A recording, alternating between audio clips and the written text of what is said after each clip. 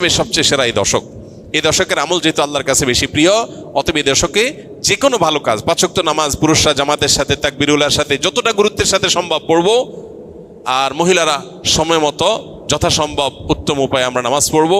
এর বাইরে নফল নামাজগুলো পড়ার চেষ্টা করবো, ইশরাক তাহাজ্জুদের চেষ্টা করবো ইনশাআল্লাহ। যত নফল আমল করা যায়, ফরজ আমলগুলোর ইহতিমাম বা গুরুত্বারোপ করা যায় সেগুলো করব। এক, নেকামল করা বেশি বেশি, কোরআন তেলাওয়াত, জিকির, আজকার সবগুলো। নাম্বার 2, যত রকম গুনাহ এবং পাপের কাজ আছে এগুলো সারা বছরই নিষিদ্ধ, হারাম। হারাম তো সারা বছরই হারাম। যে আমল, যে কাজ গুনাহ, সেটা সারা বছর করাটাই গুনাহ, কিন্তু এই দশকে করাটা বিশেষভাবে নিষিদ্ধ এবং এই দশকে করাটা বিশেষভাবে জঘন্য। কারণ যে দশকে আল্লাহর কাছে নেকামল করা প্রিয়, সেই দশকে আপনি বদামল করলেন, সেটা আরো জঘন্য হবে না? তো এই জন্য এমনিতেই সম্মানিত 4 মাস সম্পর্কে আল্লাহ রাব্বুল আলামিন বলেছেন, ফালা তাজলিমু ফিহিন্না আনফুসাকুম। এই দশক, এই মাসগুলোতে তোমরা নিজেদের প্রতি অবিচার করো না। এই জন্য জিলহজের প্রথম দশক সম্মানিত 10 মাস, 4 মাসেরও অংশ, আবার মর্যাদাপূর্ণ দশক, আল্লাহর কাছে সবচেয়ে প্রিয় নেকামলের জন্য। অতএব সেই দশকে আমরা গুনাহ থেকে, পাপের কাজ থেকে বেঁচে থাকার ব্যাপারে বিশেষভাবে যত্নশীল থাকবো ইনশাআল্লাহ।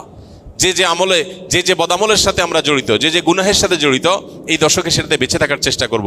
মোবাইলে, সোশ্যাল মিডিয়াতে, ফেসবুকে, হোয়াটসঅ্যাপে, ইউটিউবে কোনো হারাম জিনিস দেখবো না, শুনবো না এবং হারাম কাজ করবো না ইনশাআল্লাহ।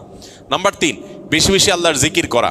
কারণ আল্লাহ তাআলা সূরা হজর 28 নম্বর আয়াতে এই নির্দিষ্ট দিনগুলোতে আল্লাহ বেশি বেশি জিকির করতে নির্দেশ করেছেন। অতএব বেশি বেশি আল্লাহর জিকির, যত রকমের আল্লাহ জিকির হতে পারে, মুখের জিকির, অন্তরের জিকির, এই জিকিরগুলো বেশি বেশি করবো ইনশাআল্লাহ। নাম্বার 4, যাদের হজের তৌফিক হয়েছে তারা এই দশকে হজ করবেন, হজ শুরু করবেন 8 তারিখে।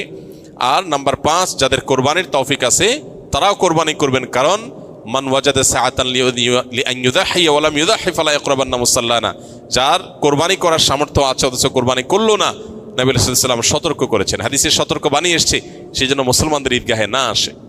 এই জন্য কোরবানি করা, এটা হলো 5ম আমল এই দশকের, যাদের তৌফিক আছে। 6 নম্বর আমল হলো, যারা কোরবানি করার সিদ্ধান্ত গ্রহণ করবেন তারা জিলহজের চাঁদ ওঠার পর থেকে নিয়ে ঈদের দিন কোরবানি করা পর্যন্ত এই সময়ের মধ্যে মাথার চুল, গোঁফ, হাত পায়ের নখ এবং শরীরের অবাঞ্ছিত পশম ইত্যাদি এগুলো কাটা থেকে বিরত থাকবেন এই 10 দিন। অর্থাৎ এগুলো চাঁদ উঠার আগে আগে কেটে ফেলবেন। আর কাটবেন কখন? কোরবানির পরে। তাহলে চাঁদ উঠা থেকে কোরবানি এই সময়ের মধ্যে চুল, নখ ইত্যাদি কাটা থেকে বিরত থাকবেন কারা? যারা কোরবানি করার নিয়ত করেছেন। যদিও এখানে কোরবানি যারা করার নিয়ত করেন নাই,